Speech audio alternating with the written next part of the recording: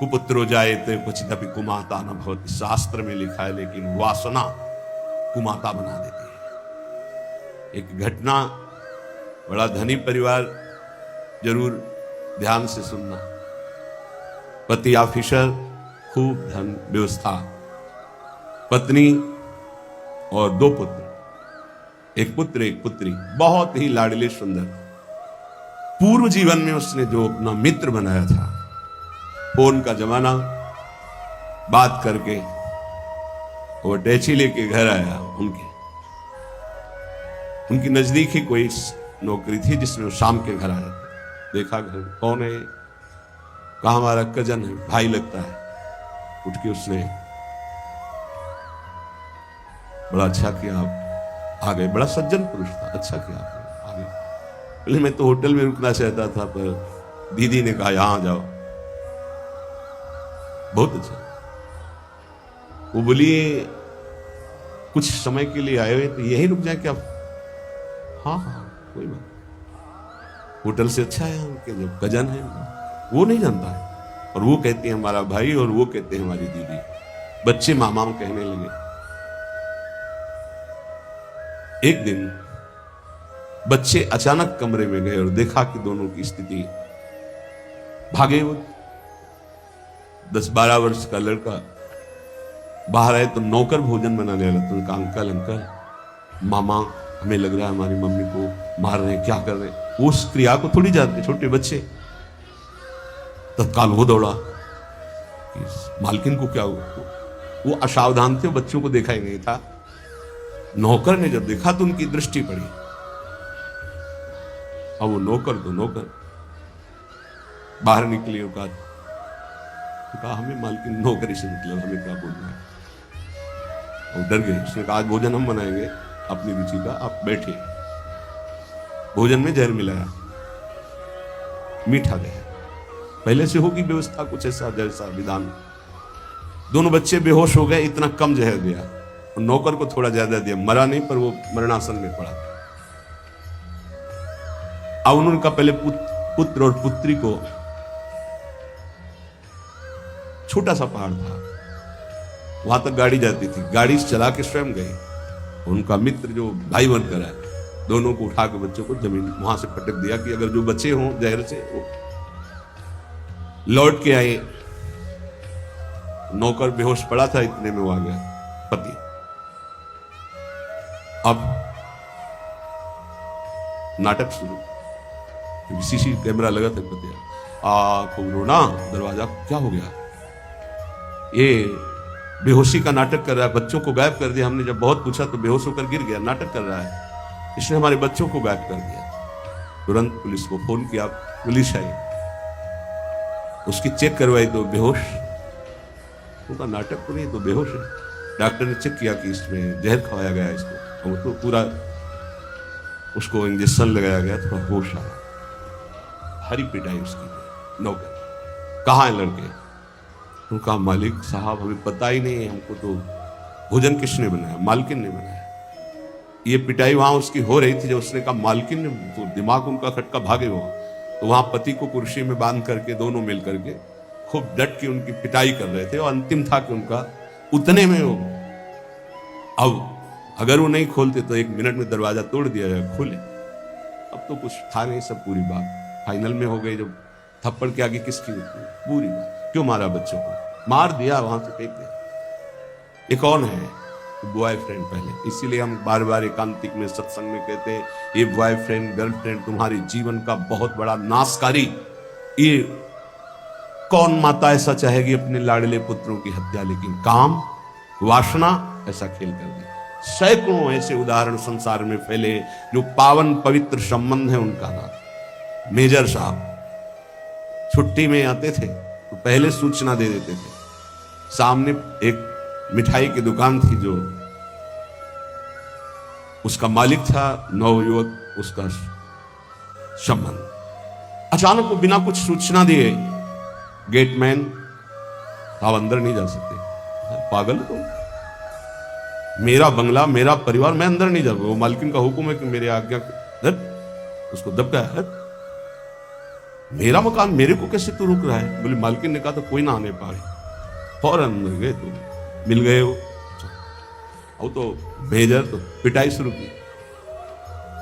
पत्नी को पीट रहे थे, इतने में उसने उनको कवर किया। पत्नी ने राधे राधे।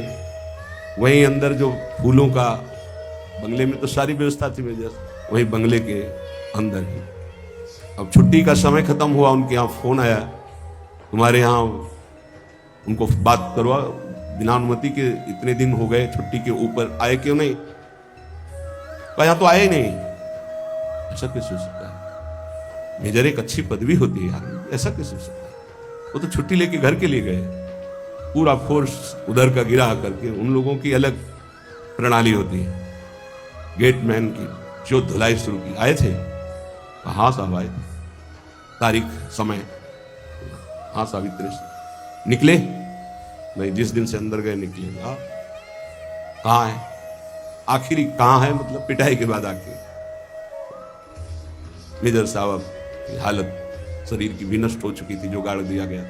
क्या है?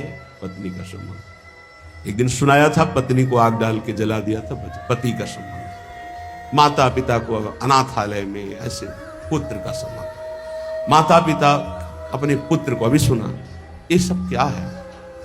काम क्रोध लोभ मोह मद मत्सर के वशीभूत होकर इन संबंधों में कोई प्यार रह गया है? पति पत्नी में विश्वास नहीं, माता पुत्र में विश्वास नहीं। कितनी घटनाएं इतनी है। भाई अपना हरि बिनु और न कोई, मातु पिता सुत बंधु कुटुंब सब स्वार्थ ही के होई। अपना हरि बिनु और न कोई। आपको लगता है आपको कोई प्यार करता है? कब तक? जब तक आप स्वार्थ के लायक हो, नहीं तो कोई प्यार नहीं करता। निज अनुभव ये कहो खगेशा। इसलिए संत जन कहते हैं अपना हरि बिनु और न कोई। ये काया को भोग बहुत दे, मर्दन करी करी धोई। सो भी छूटत नेक तनिक सी, संग न चाले कोई। अपना हरि बिनु और न कोई। श्री चरणदास जी महाराज बड़े ऊंचे महापुरुष हैं। इस शरीर को क्या क्या नहीं खिलाया, इस शरीर के लिए पाप किए गए, बड़ा मलमल के धोया सजाया सुरक्षित रखा। ये भी नीच हमारा साथ नहीं दिया, ये भी साथ नहीं, ये भी साथ नहीं देता। पक्का समझ लीजिए, साथ देती नहीं है किसी का ये साथ। ये देही और तो बात जले तो सम्मा बुझ जाएगी जलते जलते, दम निकल जाएगा आदमी का। क्या भरोसा है इस जिंदगी का? ये साथ देती नहीं है किसी का है? किसका भरोसा? ये इसलिए सब तुम्हारे जानकारी होते हुए भी जानकारी में डाल रहे कि अगर समझ आ जाए तो एक एक श्वास सार्थक कर लो। राधा राधा। अपना हरि बिनु और न कोई। घर की नारी बहुत ही प्यारी, दिन में नाही दोई। जीवत कहती साथ चलूंगी, डरपन लागी सोई। अपना हरि बिनु और न कोई। बाल्यावस्था से एक साधक साधु संग करता था। माता पिता के कहने से ब्याह हुआ, रोज गुरु जी के पास जाता था। अब ब्याह हुआ तो नया मित्र मिला, और इनका सबसे बड़ा जादू होता है वचन, मुस्कुराहट, नेत्र की चांचल्यता। देखो हमारा नियम था, हम रोज गुरु जी के दर्शन करने जाते, तो हम तुम्हारे बिना जी नहीं सकते। लगा उसको ऐसा। महीनों हो गए गुरु जी के पास नहीं गए, तो संतों का होता है जैसे आप रोज दृष्टि में आओ तो अपनापन वो कहां गए, आज दिखाई नहीं दे। अहोभाग्य मानो यदि आपका ऐसा चिंतन हो। श्यामा श्याम के चिंतन में आपका चिंतन हो गया, बहुत बड़ी बात है। यही संतों से प्रार्थना, कभी निज दास की तरह चिंतन कर लेना। गांव वालों से पूछा, वो आता नहीं। अरे बोले उसका ब्याह हो गया। तो ब्याह हो गया तो कोई नई बात थोड़ी। विश्व में सबका ब्याह होता है जो गृहस्थी में होते हैं। जाके कहना कि तुम्हारे गुरु जी याद कर रहे हैं। जब कहा तो पत्नी से बस अभी आया और गया। अरे तुम आए नहीं बहुत समय से। महाराज जी ब्याह हो गया है। तो 10-5 दिन ब्याह किया, तो महीनों हो गए तुम आए नहीं। महाराज जी वो बहुत प्यार करती, कहती मैं आपके बिना जी नहीं सकती। हाँ, पति पत्नी का भाव तो ऐसा ही होता है, लेकिन ऐसा नहीं बच्चा, सब जी सकते हैं, सब जी सकते हैं। उनका गुरुजी आज तक आपकी सब बात मानी, ये बात नहीं मानेंगे। वो कह रही आपके बिना नहीं जी सकते, तुम हमारी जिंदगी हो, तुम हमारी श्वासें हो, तुम नहीं तो हम नहीं। बोले नहीं बेटा, ऐसी बात तो नहीं है। बोले गुरुजी हमें अब आपकी बात पर अविश्वास होता है। हाँ, माया का जाल ऐसा ही कि गुरु की बात पर अविश्वास होगा, माया की बात पर विश्वास होगा। तुम्हें आसन का ज्ञान है जो हमने कराया? बोले हाँ है। तो हम एक प्राणायाम पद्धति बताते हैं जो 15 दिन में अभ्यास में आ जाएगी हमारे प्रभाव से। 5 मिनट 10 मिनट के लिए हम तुम्हें बिल्कुल प्राणों को स्तब्ध करने की क्रिया बता देंगे। ये पूज्य पादुड़िया बाबा में थी। ऐसे बैठ गए तो डॉक्टरों से जांच करा लो, प्राण है ही नहीं। नेत्र ज्यों के त्यों खुले जैसे मृत शरीर के नेत्र, कहीं भी नाड़ी धड़कती नहीं मिलेगी, ना दिल, समाधि में स्थित। और वो संकल्पित होती कि 8 घंटा 10 घंटा, इसके बाद वो अपने आप प्राण धड़कने लगेंगे, नाड़ी चलने लगेंगे। उन्होंने 5-10 मिनट के लिए, केवल इतने के लिए, और हमारे प्रताप से तुम्हारी श्रवण इंद्री सब सुनती रहेगी। 15 दिन आओ, आ जाएंगे गुरु। अब 15 दिन जब रोज जाने की बात हुई तो वहां रोना पीटना।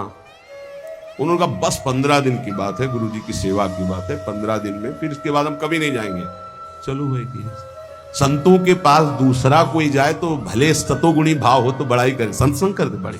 अपना लड़का जाने लगे फिर नहीं सुनाई देगा। माया का बड़ा विचित्र खेल। अब वो 15 दिन में अभ्यस्त हो गया। वहां अपने सामने करवा के देखा, 10 मिनट बिल्कुल निष्पन्द प्राण। संकल्प में बहुत शक्ति होती है। बोले जाओ, जाके दरवाजे, मेन दरवाजे पर प्राण स्तंभ मंत्र द्वारा करके, बकाया हम आएंगे, प्राण संचलित करेंगे संकल्प के द्वारा, और तुम्हें सुनाई देगा। वो गए, का पद्मासन नहीं लगाना, पैर फैला लेना, दरवाजे की ऐसी ओट ले लेना, पैर फैला, आराम मुद्रा, और उसमें ये मंत्र पढ़ना और प्राण संकल्पित करना। जितने मिनट के लिए हमने कहा बस इतने में हम आ जाएंगे। गया, श्वास रोकी, मंत्र पढ़ा, संकल्पित हुआ, नाड़ी चलना बंद, प्राण स्पंदन बंद, बस श्रवणेंद्रिय से सुनाई दे रहा है। पहले बहुत ऐसे महापुरुष होते हैं, 6 महीना के लिए मिट्टी में समाधि ले ली, संकल्पित 6 महीना प्राणवायु ही नहीं चलेगी। 6 महीने के बाद जो समय बता, ठीक उसी समय खोल दो, खोल दिया, पीला शरीर हो गया, सब मरे नहीं, फिर प्रकट। ऐसे बहुत से गंगा किनारे सिद्धों के दर्शन किए। नकल नहीं करनी चाहिए, नहीं वही मर जाओगे, स्थिति होनी चाहिए। हाँ, अब वो हाहाकार मच गया।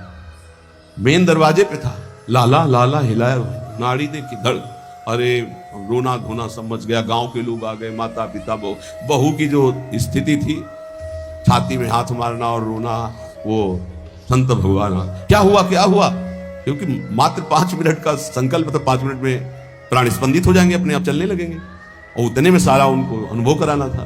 क्या हुआ क्या?